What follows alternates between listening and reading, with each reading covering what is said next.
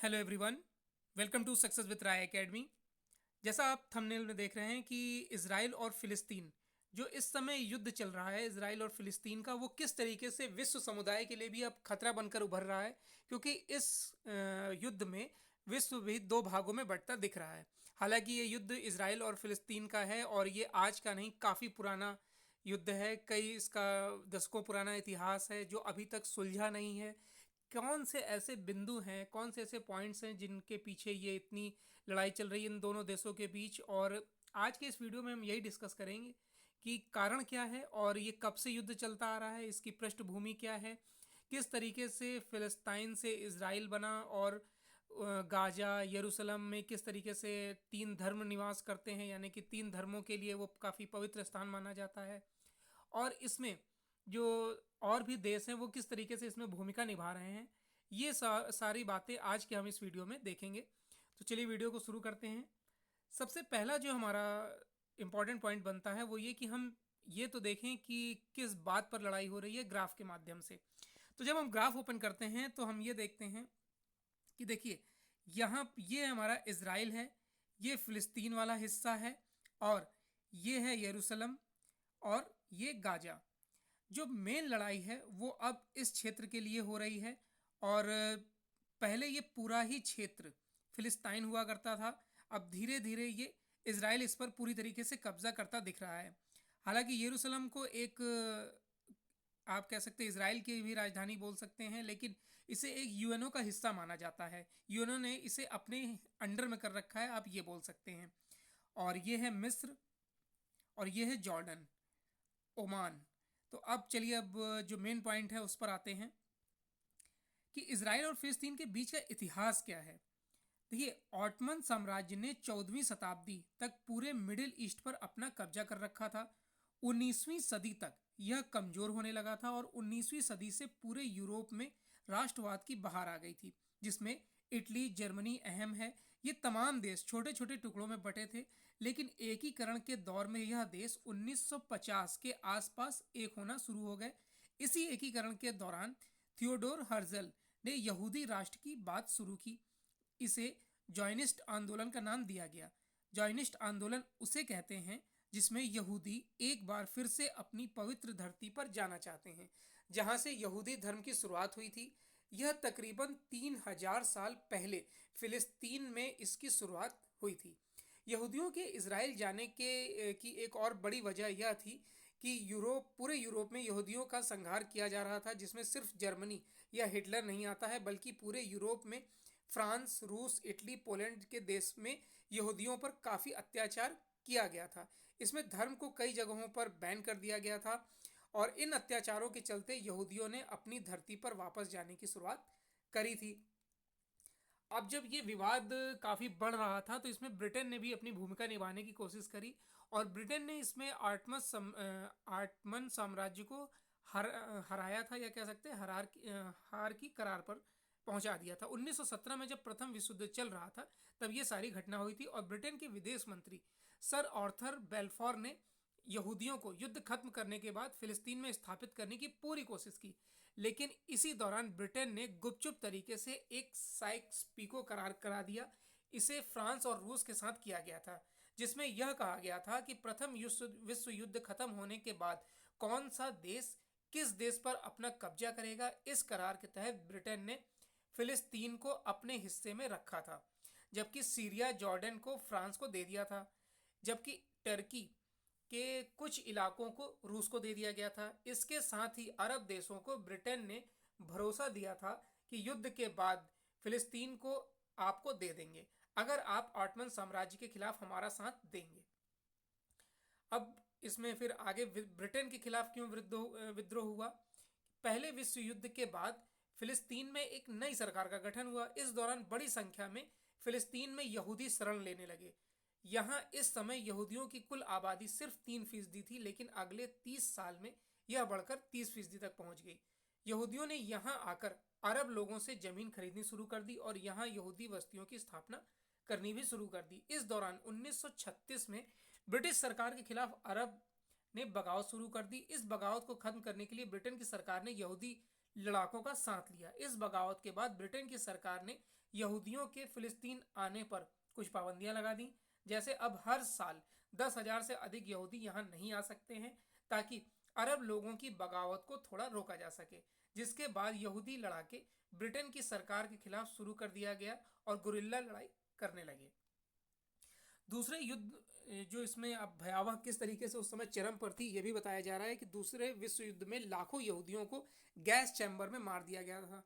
फिलिस्तीन में इस समय चल रहे विवाद के बीच 1939 में दूसरा विश्व युद्ध शुरू हुआ। इस वक्त यूरोप में बड़ी त्रासदी हुई थी, जिसे होलोकास्ट कहते हैं। इसका मतलब होता है यहूदियों का नरसंहार।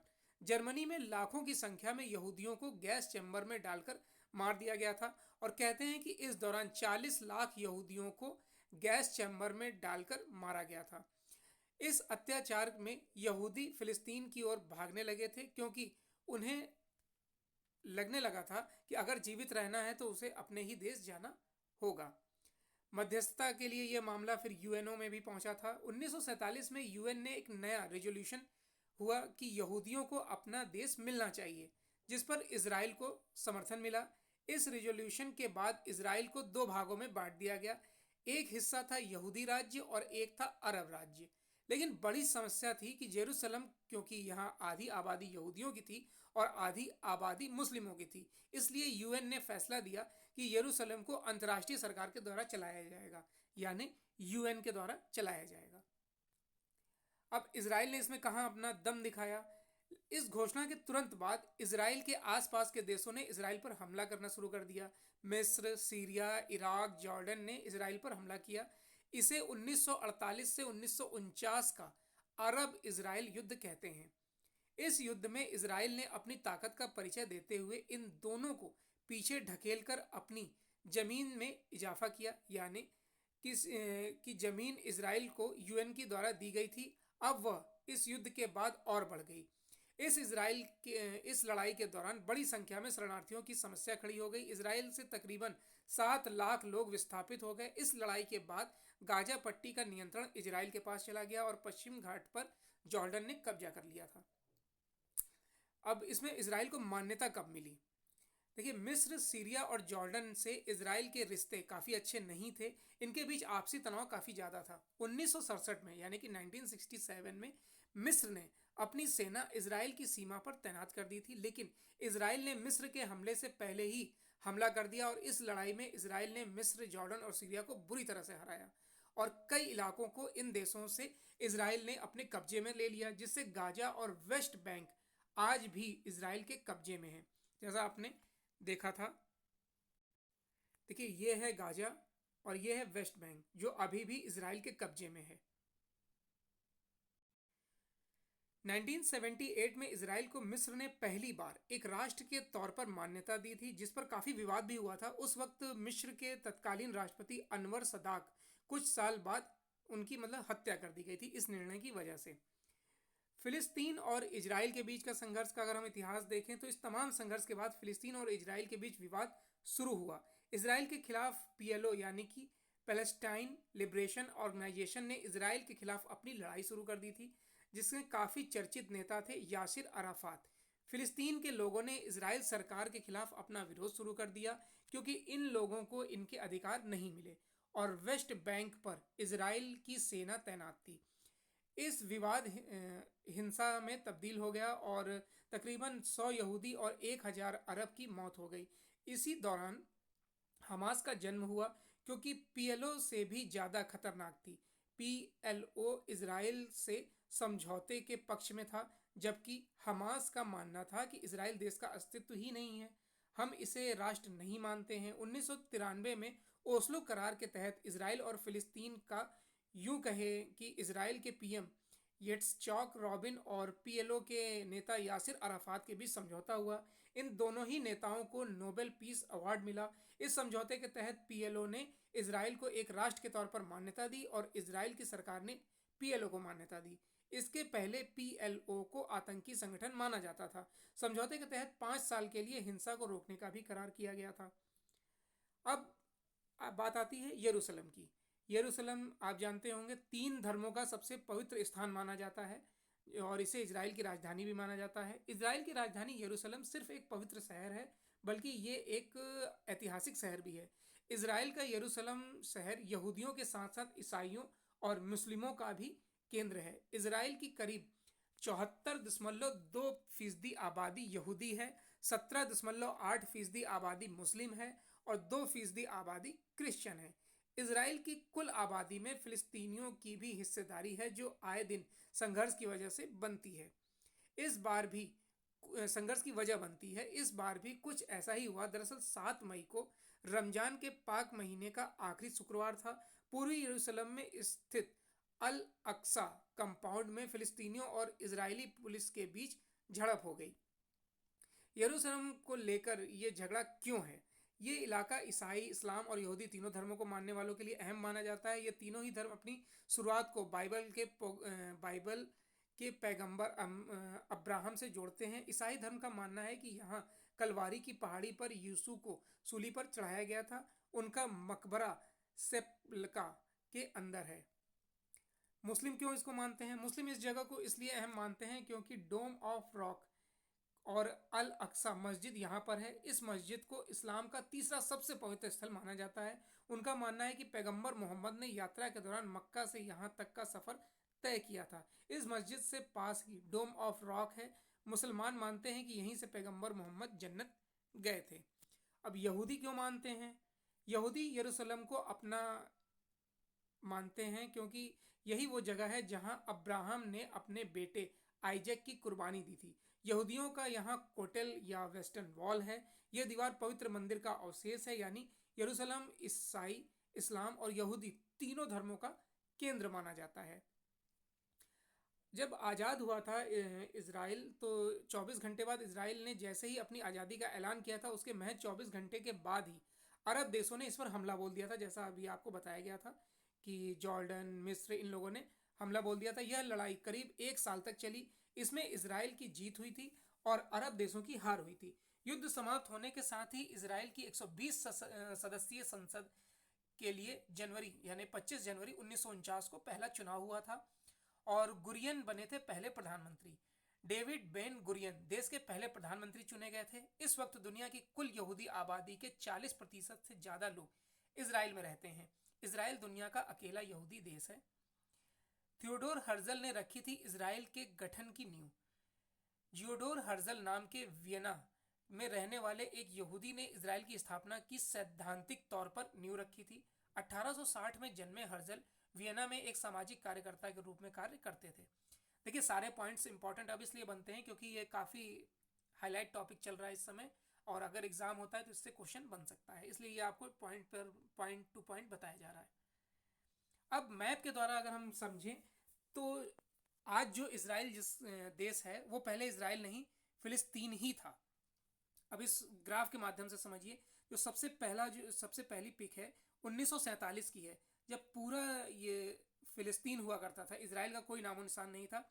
उसके बाद जब संयुक्त राष्ट्र ने इसमें दखल दिया, संयुक्त राष्ट्र ने इसमें प्लान बनाया, आप कह सकते हैं कि नीति बनाई, और 1947 में इसको आप कह सकते हैं कि एक अलग राष्ट्र के तौर पर नामित किया गया। और कुछ हिस्सा जैसे वेस्ट बैंक अब दिखाता है, ये सारे हिस्से को फिलिस्तीन कर दिया गया और बाकी जो आप वाइट वाला हिस्सा देख रहे हैं ये इजराइल कर दिया गया। अब देखिए कितना इसमें किया गया कि थोड़े थोड़े भागों को फिलिस्तीन में बांट दिया गया। अब क्या हुआ कि इजराइल ने इसमें और ताकत दिखाई, आक्रमण किया और धीरे धीरे उसने और एरिया को कवर करना शुरू कर दिया। और 2005 की जो स्थिति है वो ये स्थिति है कि आप अब देख रहे हैं इस वाले ग्राफ में आपको साफ साफ दिख रहा होगा कि इजराइल कहां तक पूरी पैठ बना चुका है और फिलिस्तीन कितना बचा है। तो ये तो गाजा है और ये फिलिस्तीन थोड़ा सा बचा है, जिस पर अब इजराइल फिर से आक्रमण करके उसको हथियाने की कोशिश करता है। देखिए, फिलिस्तीन उतना स्ट्रांग देश नहीं है। इजराइल जितनी बार भी आक्रमण करता है वो कुछ ना कुछ इनकी ज़मीन हथिया लेता है और आज भी वही हो रहा है। अभी जो लड़ाई हो रही है वो 2014 के बाद यानी 7 साल के बाद फिर से ऐसी स्थिति बनी है। इससे पहले 2014 से और 2021 तक आप कह सकते हैं कि बिल्कुल शांति का माहौल था। अब हिटलर के खौफ की वजह से फिलिस्तीन पहुंचे थे यहूदी। प्रथम विश्व युद्ध के बाद यानी साल 1920 और 1945 के बीच भी यूरोप से बढ़ते उत्पीड़न और हिटलर की नाजियों के हाथों नरसंहार से बचने के लिए भी लाखों लोग यहूदी फिलिस्तीनी पहुंचने लगे थे। इलाके में यहूदियों की बढ़ती आबादी को देखकर फिलिस्तीनियों को अपने भविष्य की चिंता होने लगी और इसके बाद फिलिस्तीनियों द्वारा यहूदियों के बीच टकराव शुरू हो गया। 1933 में जर्मनी का सत्ता पर काबिज होने के बाद हिटलर ने यहूदियों का पूरी दुनिया से खात्मा करने की योजना पर अमल किया। 1939 में द्वितीय विश्व युद्ध के आगाज के बाद हिटलर ने बड़े पैमाने पर यहूदियों को मौत के घाट उतारा। हिटलर ने एक योजना के तहत विश्व युद्ध के 6 साल के दौरान 60 लाख से ज़्यादा यहूदियों को मौत के घाट उतारा था, जिसमें 15 लाख बच्चे शामिल थे। जैसा कि आगे बताया गया कि इसमें यूएनओ ने हस्तक्षेप किया था। तो 29 नवंबर 1947 को इसमें हस्तक्षेप किया गया था। फिलिस्तीन पर शासन कर रहे ब्रिटेन के लिए दोनों गुटों के बीच संघर्ष संभालना पाना मुश्किल हो गया था, इसलिए ब्रिटेन चला गया संयुक्त राष्ट्र। और संयुक्त राष्ट्र में ब्रिटेन उस समय प्रभावी देश था, उस पूरे विश्व पर कब्जा था उसका। तो ब्रिटेन ने यूएन को अपने कॉन्फिडेंस में लेकर 2 राष्ट्र बनाने की बात करी और उसी के तहत 14 मई 1948 को इजराइल का जन्म हुआ। आप कह सकते हैं इजराइल वजूद में आया। दोनों के बीच जंग क्यों हो रही है? 1967 में इजराइल ने सीरिया, जॉर्डन और फिलिस्तीनियों के बीच युद्ध हुआ था। इजराइल ने पूर्वी यरूशलेम और वेस्ट बैंक पर कब्जा कर लिया था। पहले ये दोनों इलाके जॉर्डन के पास थे, तभी से इन इलाकों में इजराइल और फिलिस्तीनियों के बीच हिंसक टकराव होता रहता है। इजराइल का कहना है कि पूरा यरूशलेम उसकी राजधानी है, जबकि फिलिस्तीन पूर्वी यरूशलेम को भविष्य के फिलिस्तीन राष्ट्र की राजधानी मानता है। तो ये जो टॉपिक था इस समय काफ़ी हाईलाइट है। आई होप आपको ये वीडियो अच्छा लगा होगा। अगर आपको वीडियो अच्छा लगा हो तो लाइक और शेयर कर दीजिएगा। इस वीडियो का PDF लिंक आप हमारे टेलीग्राम चैनल से डाउनलोड कर सकते हैं। वीडियो देखने के लिए धन्यवाद।